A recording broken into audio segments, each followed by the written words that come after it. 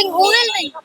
So today is the election day, and we have come to support the party which is in the progress for the nation, and in the progress for the Delhi city also.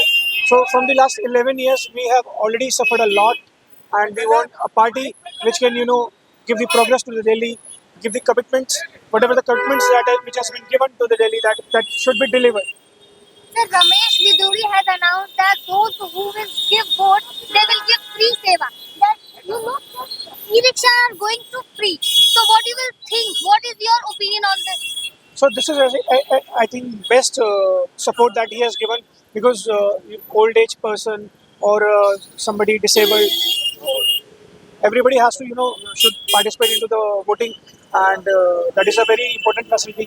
Sir, तो आपको नहीं लगता कि रमेश बिदूरी जो है वो एक vote को अपने तरफ घसीटने का बड़ा सा मास्टर स्ट्रोक खेल रहे हैं? नहीं, रमेश बिदोड़ी जी, अब बात रमेश बिदोड़ी जी की नहीं, आप मोदी जी की जो सरकार है वो इस टाइप की जितने भी फैसिलिटी हैं वो हमेशा प्रोवाइड कराती है। आप उस पर्सपेक्टिव से मत देखिए, क्योंकि किसी को ई रिक्शा में बिठाने से किसी का माइंड को इन्फ्लुएंस नहीं किया जा सकता।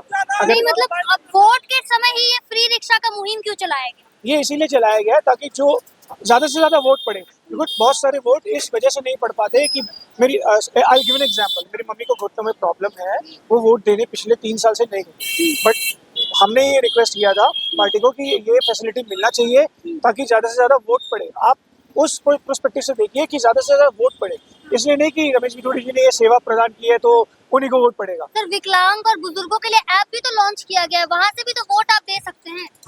बट उसमें ना बहुत सारे डिफिकल्टीज हैं, फिर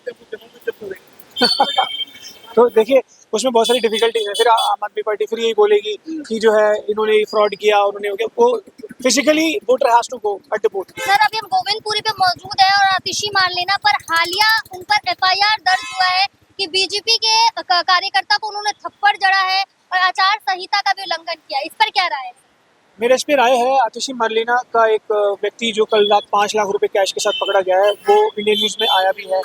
अब सबसे बड़ी बात ये कि वो कहते हैं कि बीजेपी पार्टी के जो लोग हैं, जो सपोर्टर हैं, वो गुंडे हैं। आई एम MBA क्वालिफाइड, क्या मैं आपको कोई गुंडा नजर आता हूँ? ये शक्ल से गुंडा नजर आता हूँ या अपनी हरकतों से गुंडा नजर आता हूँ? तो ये सब एक लूजर पार्टी का सिर्फ एक हारा हुआ बयान है, क्योंकि काम गिनाने के लिए है नहीं। अब आप देखिए, अगर 100% अचीवमेंट किसी काम की होनी चाहिए थी किसी क्षेत्र में, उसमें से 30% काम हुआ है, और 30% काम को ही दिखा के वोट मांगे जा रहे हैं, वो तो पॉसिबल नहीं है ना।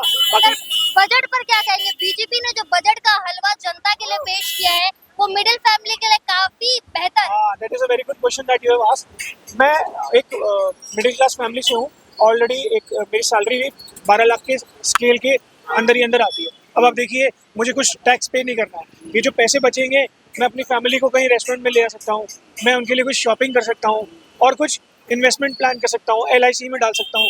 तो this is a very good initiative taken by the central government, thanks to Nirmala ji, Sitharaman ji. Ramesh Bidhuri पर लगातार आरोप लगाए गए हैं। उन्होंने जैसे कि हालिया में बोला था कि जो कालका जी की सड़कें हैं, गोविंदपुरी की जो सड़कें हैं, वो प्रियंका गांधी के गालों जैसे बना देंगे। एक महिला पर ऐसा टिप्पणी करना, ऐसा बयान देना, किस तरह आप इसको देखते हैं? That was not actually good. उसके लिए ऑलरेडी वो क्षमा मांग चुके हैं। वो कई बार होता है कि जोश में आगे कुछ भी बोल जाते हैं, बट ऑलरेडी उसके लिए वो सॉरी मांग चुके हैं कि जो है, बिकॉज कोई पुराने एक लालू जी के बयान से इंस्पायर होकर कुछ ऐसा उन्होंने स्टेटमेंट दिया था, बट आई थिंक उसके लिए ऑलरेडी वो कई बार क्षमा मांग चुके हैं। और हमें ना इन सब बातों में ना पढ़ के उनका, मैं आपको एक एग्जांपल देके बताता हूँ। मैं रमेश बिदूरी जी के पास अपने एक पर्सनल काम के लिए गया था। उनका सरकारी जितने विभाग हैं उस पर कमांड इतना ज़बरदस्त है कि किसी एक व्यक्ति को अगर वो बोल रहे हैं ना कि ये काम परसों तक हो जाना चाहिए, तो वो काम परसों तक हो जाएगा। मैं ये इतना ज़बरदस्त उनका कमांड है। तो ये ऐसे व्यक्ति की बहुत ज़रूरत है। हमें ऐसे पार्टी नहीं चाहिए जो सिर्फ ये चापलूसियाँ करती रहे या वो ये करती रहे कि हम ये काम कर देंगे, हम वो काम कर देंगे। और पूरे 5 साल में आप गलियाँ देखिए ना, आप खुद जाके गोविंदपुरी की गलियाँ देख लीजिए, आम आदमी पार्टी ने क्या काम किया है। तो दैट इज़ वेरी इंपॉर्टेंट कि हम एक ऐसी पार्टी को लाएं जिसका सपोर्ट सेंट्रल डबल इंजन की सरकार जो है अब हमें दिल्ली में भी चाहिए।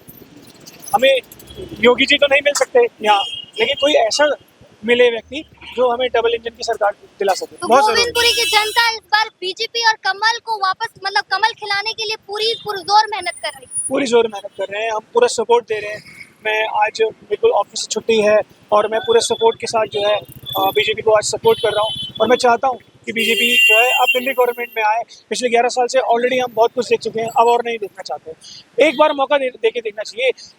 11 years are sufficient enough to analyze somebody और टेकिंग द रिपोर्ट कार्ड आप सभी के सामने है। तो हम चाहते हैं कि अब बीजेपी गवर्नमेंट आए और रूल करे।